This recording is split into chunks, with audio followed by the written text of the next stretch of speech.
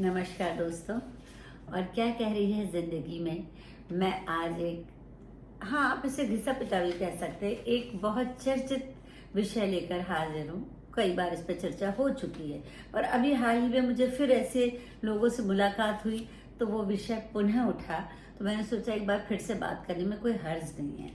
तो वो है कि घर घर में चलती अभिमान फिल्म। शुरू से हमारे समाज में स्त्री और पुरुष को अलग व्यक्तित्व से नहीं आंका गया, बल्कि दोनों को एक दूसरे का प्रतिद्वंदी बनाकर अखाड़े में खड़ा कर दिया गया। एक सच्ची बात बताती हूँ, खुद स्त्रियां भी इसमें शामिल हैं।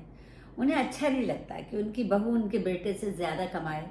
वो मेरे पास अक्सर आती थी, जिसके बारे में मैं बात कर रही हूँ और जिसने मुझे फिर से याद दिलाया। मेरे कंप्यूटर सेंटर में कंप्यूटर सीखने।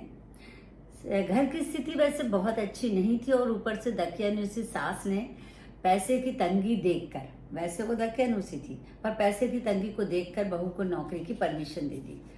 बहू एमबीए थी। आनंद फानंद में उसने एप्लीकेशन डाली, 2 जगह से बुलावा भी आ गया। वो खुशी से नाचती हुई मेरे पास आई। मैंने उसे बधाई दी, पर ये क्या, दूसरे दिन वो मुंह लटकाते हुए मेरे पास आई। उसने जो बताया वो कुछ यूं था कि दीदी, पहली नौकरी में काम, पैसा और टाइम तीनों बहुत ज़्यादा थे और वहाँ मेरे आगे ग्रो करने के चांसेस भी हैं, और दूसरी में पैसा और वक्त दोनों ही कम हैं और ग्रो करने के कोई चांसेस भी नहीं है। अमूमन तो मुझे ऐसे निर्णय संबंधी मीटिंग में भाग लेने की इजाज़त नहीं है, पर मुझे बिठाया भी नहीं जाता। पर चूंकि ये बात मेरी थी सो मैं खुद ही बैठ गई। सास बार बार कम वक्त कम सैलरी वाली नौकरी पर जोर दे रही थी और बार बार कह रही थी कि अरे तुम थक जाओगी, इतना काम करोगी। तो मैंने उन्हें आश्वस्त करना चाहा कि मैं मेहनत से नहीं डरती, पर जब वो नहीं मानी, और असली मुद्दा तो देखिए पैसे का था जिसकी हमें बहुत ज़रूरत है, सो मेरे मुंह से निकल गया कि इस नौकरी में मेरी तनख्वाह तो इनसे ज़्यादा ही है। तभी तो सास धीरे से बुदबुदाई। बेटे के अहम को चोट ना लगे और उसके अहम के आगे घर की ज़रूरतों को छोटा होते हुए देख रही थी। आप कहेंगी अब ऐसा नहीं होता। अगर ऐसा नहीं होता तो नौकरी से आते ही बेटा थका हारा बेडरूम में चला जाता है, बहू किचन या बच्चों के साथ लग जाती है। आप सोचेंगे ये तो बहुत ही घिसा पिटा मुद्दा हो गया। जरा उनसे पूछिए ना जिनके घर में ये ताज़ा तरीन बात चल रही है अभी। यहाँ मैं स्त्री का पक्ष जरूर रखूंगी।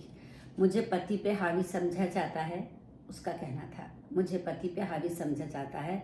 मेरा कसूर बस इतना है कि मेरी शिक्षा, मेरा ज्ञान उनसे अधिक है। मैं बहिर्मुखी हूँ, महत्वाकांक्षी हूँ, वो अंतर्मुखी हैं, उनके कोई गोल नहीं, लेकिन फिर भी मैं हमेशा उनके साथ खड़ी रहती हूँ। कोई मेरी प्रशंसा करता है तो मैं उन्हें आगे कर देती हूँ कि ये नहीं होते तो मेरा कोई अस्तित्व नहीं होता। मेरे हमसफ़र को मेरे आगे बढ़ने से कोई समस्या नहीं, पर समाज, परिवार, दोस्त सब ताने मारते हैं।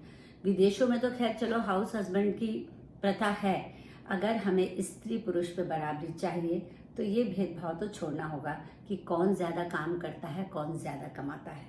अगर मैं ज़्यादा कमाती हूँ, ज़्यादा प्रसिद्ध हूँ, थोड़ी ज़्यादा महत्वाकांक्षी हूँ, तो इसका ये मतलब कैसे हुआ कि मेरा पार्टनर बेचारा हो गया और मैं उस पर हावी हो गई।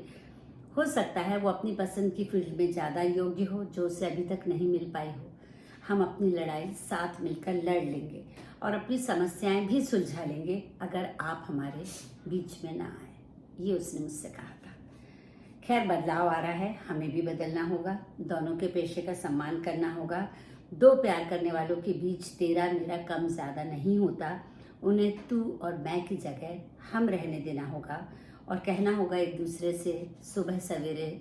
उन्हें सिखाना होगा कि वो एक दूसरे से पूछे सुबह सवेरे और क्या कह रही है ज़िंदगी। तो एक छोटी सी नज़्म पेश करती हूँ। तुम शुरू से ही रहे हिसाब में कमज़ोर, तुम शुरू से ही रहे हिसाब में कमज़ोर, या तुमने मेरे साथ बेईमानी की। मुझसे ले लिया प्यार, सुकून, चैन और रातों की नींद। मुझे दे दिया दर्द, बेचैनी, जागने की छटपटाहट। तुम शुरू से ही रहे अल्हड़ मनमौजी, या दिखाना नहीं चाहते थे अपनी कमज़ोरी। मैं रही हमेशा सजग, तत्पर, समर्पित। तुम रहे सदा लापरवाह, उदासीन, निर्विकार। तो जिंदगी का हिसाब घाटे का नहीं अब, जिंदगी का हिसाब घाटे का नहीं अब। जोड़ घटाव के बाद होता है शून्य, इसलिए हम रहे सदा साथ, तुम जोड़ मैं घटा।